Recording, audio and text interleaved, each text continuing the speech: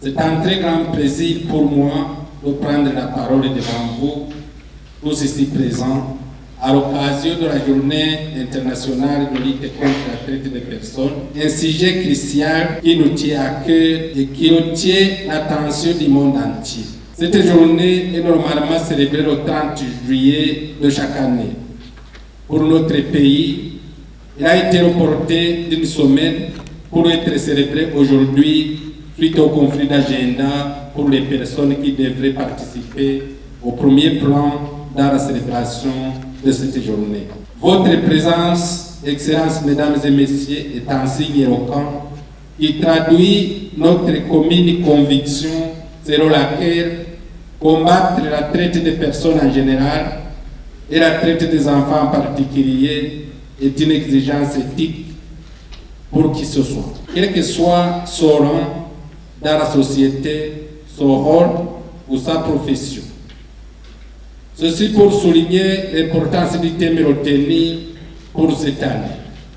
Je cite, ne laissez aucun enfant de côté dans la lutte contre la traite des êtres humains, fin de citation, qui cadre bien avec la volonté de son Excellence, Monsieur le Président de la République, champion de l'agenda jeune, paix et sécurité de l'Union africaine, grâce à ses efforts dans l'inclusion des jeunes et qui veut faire de la jeunesse un moteur de développement de notre pays.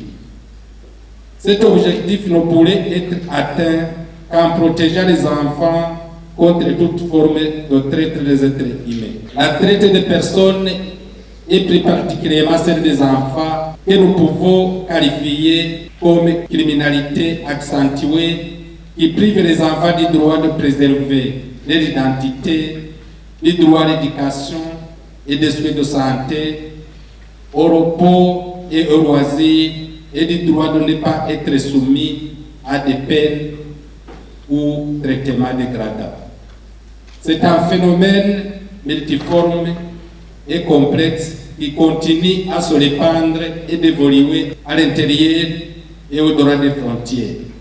Il est véritablement mondial.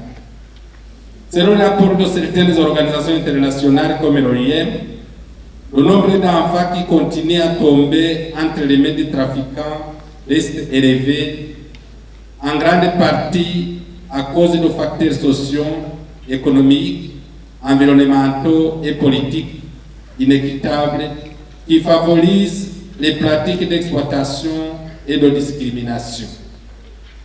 Selon ce rapport de 2023, près de la moitié des enfants victimes de traite sont destinés au travail forcé, principalement les garçons, dans un large éventail de secteurs tels que le travail domestique, la mendicité et l'agriculture. Au Burundi, ce phénomène est aussi une réalité dont les vulnérables sont exacerbés par les urgences climatiques récurrentes qui touchent le pays, en particulier les catastrophes soudaines, telles que les inondations et les glissements de terrain, qui entraînent des déplacements et par conséquent les pandémies et les difficultés économiques.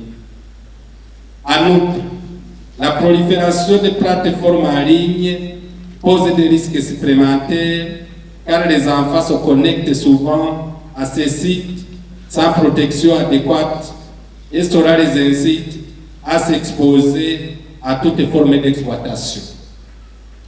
Pour lutter efficacement contre la traite des enfants, il faut disposer de données actualisées et fiables afin d'ancrer empiriquement les politiques et les programmes. À l'heure actuelle, les données exploitables sont limitées et les enfants victimes sont généralement difficiles à atteindre par le biais d'enquêtes traditionnelles pour diverses raisons. À cet effet, il est souhaitable qu'il soit réalisé une recherche sur la traite des personnes au Burundi qui met en évidence toutes les données sur la traite dans toutes ses formes. Cette recherche permettra au gouvernement du Burundi de connaître les vulnérabilités et les tendances de la traite en général et celle des enfants en particulier. La célébration de cette journée internationale de lutte contre la traite des personnes arrive au moment où le Burundi vient d'être déclaré par le département d'État américain de maintenir pour la 3e fois le niveau 2 dans la lutte contre la traite des personnes. C'est grâce aux efforts fournis à la fois par le gouvernement et les différents partenaires de certaines organisations non gouvernementales locales que le gouvernement a atteint son niveau. La conjugaison de nos efforts devra nous permettre d'atteindre dans si peu de temps le niveau 1 du moment que le gouvernement s'est tellement engagé dans la rémination de ce crime et que des actions entreprises doivent trouver une fin favorable. Pour y arriver, différents partenaires ici présents, nationaux ou internationaux, doivent mutualiser leurs actions sous la coordination du gouvernement à travers la Commission nationale mise en place à cet effet, en vue de trouver des réponses adéquates et adaptées au contexte de notre pays et aux facteurs complexes individuels, communautaires et sociétaux qui affectent les enfants et les autres vulnérables. Il y a exactement une année que le plan d'action national de lutte contre la traite des personnes 2023-2027, comportant pas mal d'actions concrètes, a été lancé pour sa mise en œuvre.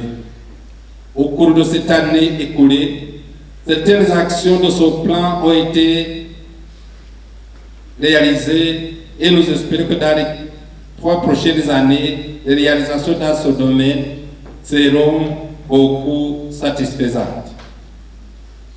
Nous lançons par conséquent un appel vibrant à nos partenaires, tant nationaux qu'internationaux, de redoubler d'efforts pour la mise en œuvre effective de ce plan d'action nationale qui a été conçu et développé avec l'appui et les collaborations. En effet, la lutte contre la traite des personnes n'est pas une affaire individuelle, bien au contraire, c'est une affaire collective. C'est pourquoi chacun de nous devrait contribuer directement ou indirectement, financièrement ou en action, à la réalisation des actions planifiées par le gouvernement, afin de nous joindre au monde entier dans la lutte contre ce fléau. Nous ne doutons pas qu'avec les efforts de tout un chacun, ce crime sera effectivement combattu. Nous nous en voudrions de terminer notre propos sans exprimer nos remerciements envers vous tous qui étaient présents pour la célébration de cette importante journée. Une bonne opportunité d'échanger ensemble sur le danger qui guette le monde et notre pays en particulier et sur les réponses efficaces pour nous en détacher. Nous exprimons également notre gratitude à l'Organisation internationale pour l'immigration, OIM Burundi, et au Fonds des Nations Unies pour l'enfance, UNICEF, qui accompagne toujours le gouvernement du Burundi dans son combat et qui est également relais et qui ont techniquement et financièrement beaucoup contribué dans l'organisation de cette journée. Nous remercions également le gouvernement des États-Unis d'Amérique pour son appui financier en vue de la réalisation de plusieurs actions à radar au sens de combattre la traite des personnes.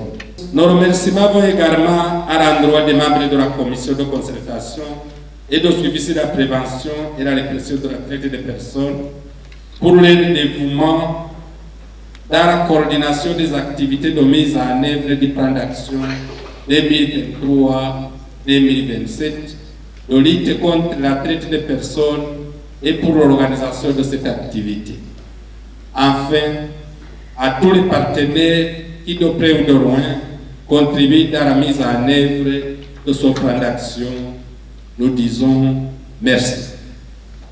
Pour conclure, nous voudrions formuler le vœu que tous les acteurs concernés dans la lutte contre la traite des personnes puissent travailler en étroite collaboration au profit des droits des enfants particulièrement, afin que leur avenir soit couronné de succès.